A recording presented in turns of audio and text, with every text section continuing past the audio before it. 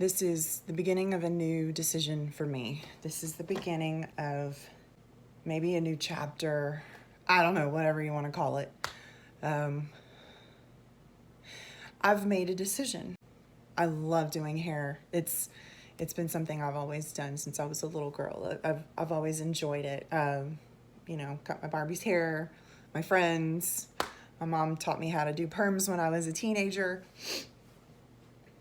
I've always done hair and enjoyed it. And of course I've always played in makeup and stuff like that. But the one thing that meant more to me than anything else was music and singing. And when I was a little girl, some of my earliest memories were sitting on the floor in my bedroom, and I had one of those brown Fisher-Price tape recorders. Hopefully I can find one online because it'd be cool to have one of those again. It was a tape player. And when I was little, I guess it was kind of a new thing where you could get a book and it had a cassette tape associated with it.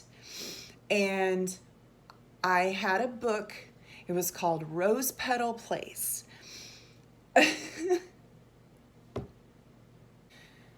And it was narrated by Marie Osmond. There were two different places in the book where she sang.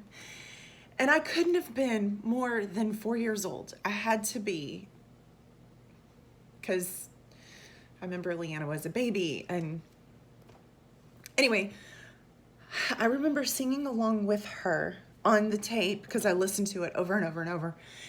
And I remember thinking to myself,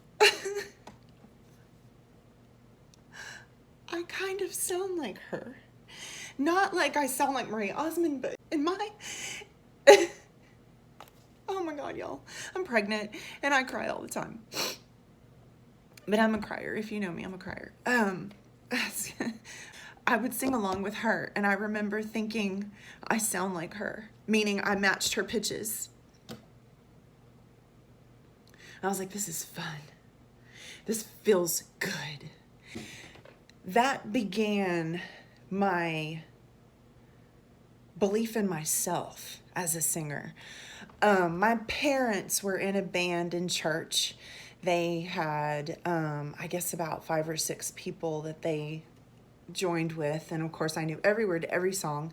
My mom would put me in nursery on Wednesday evenings while they practiced, and somehow I would coerce the workers to let me out, and I would escape, and I would get into the sanctuary where they were practicing, and I would sit up front and I would listen to them. Those are some of my earliest memories as well.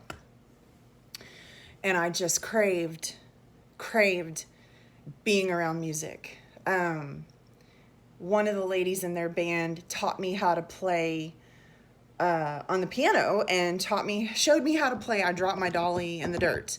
And of course, she showed me just a few times and it was embedded in my memory, and I still know that silly song, and that was it. And so from there on, my passion for music began.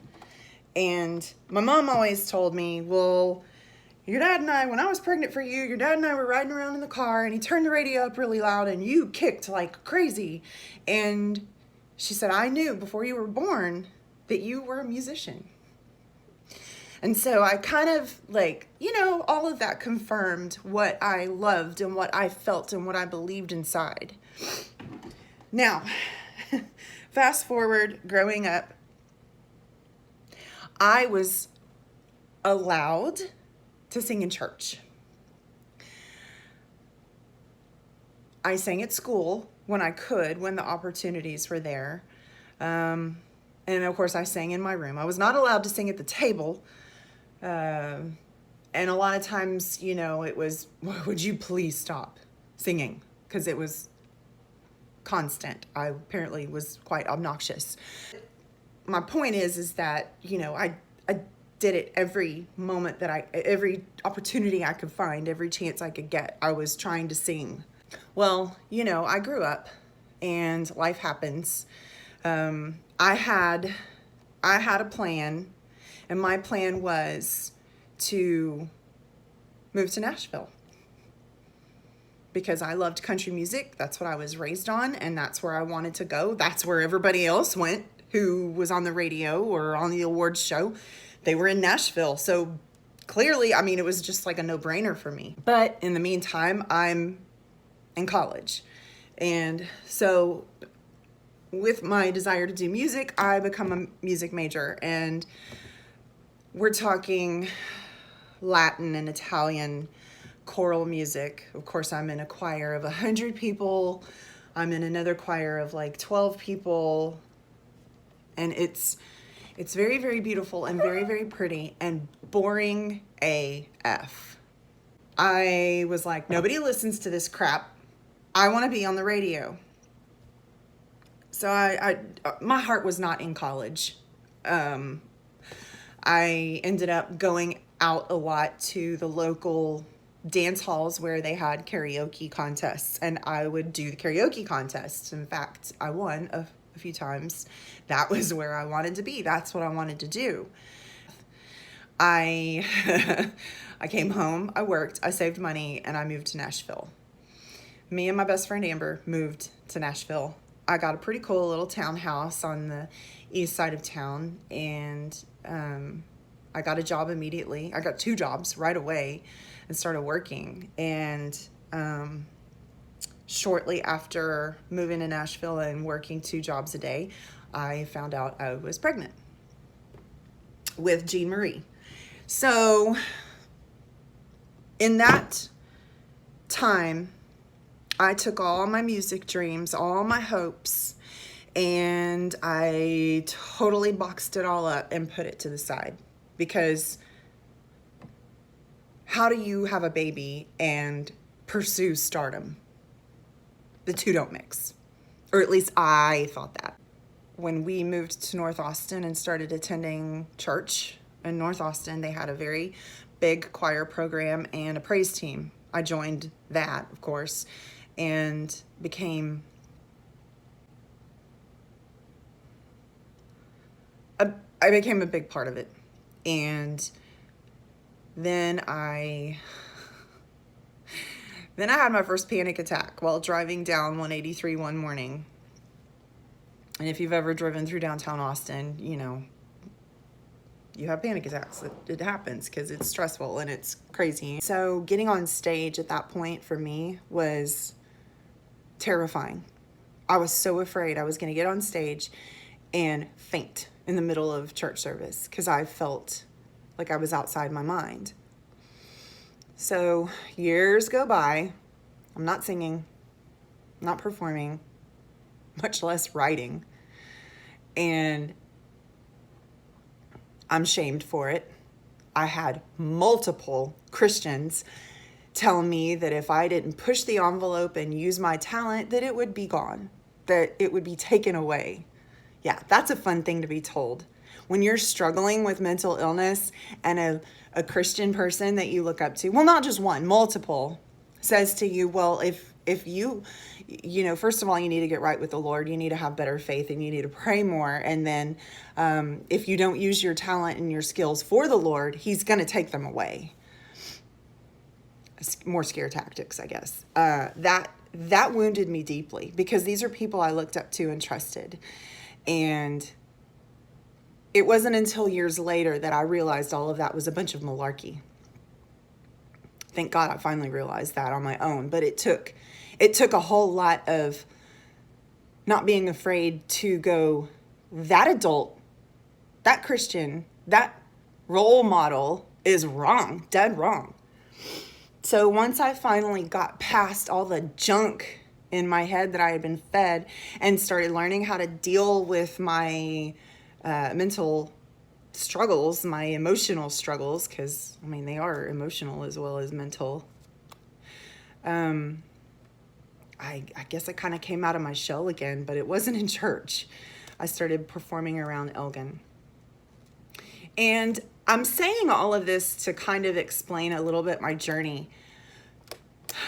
Then it was, you've got to pay your dues, you've got to pay your dues, you've got to pay your dues. So it was like, okay, then that means I need to literally haul all my own equipment to all these you know, free or volunteer or non-paying gigs, and I need to make sure that I'm miserable, hot, sweaty, and don't make any money. That's paying your dues, right? And then maybe a few people listen, you know, maybe not. I had some fun along the way. Did some recording. But all of those experiences led me to where I am now. I I don't know why, and I'm sure lots of people have dealt with this, but I don't know why. I feel like I am one of the few people on this earth that has been told every reason under the sun why I could not be successful in music. You're a mom, you're a Christian, so you need to sing for the Lord, not for yourself, which I, like, let's see, what else? You're too old. You have the look, but you're not skinny enough. What else? You need more money. You need this, you need that. You can't do this, you can't do that. Just, and not just from peers or, I mean, like, important people in the music business. You know, I had another really wonderful mentor, somebody I looked up to and honored and revered so much. When I told her I was moving to Nashville, and she was like, "Did you get a record deal?" Like I had grown a second head, like that was the worst idea ever. So I decided today that I'm gonna start. When I was 21, I wrote my first song, and it was crummy. But I decided today that I'm gonna start there, and I'm gonna start making videos of my music that I've written. Because I'm a singer-songwriter, I'm a creator, and I'm a musician.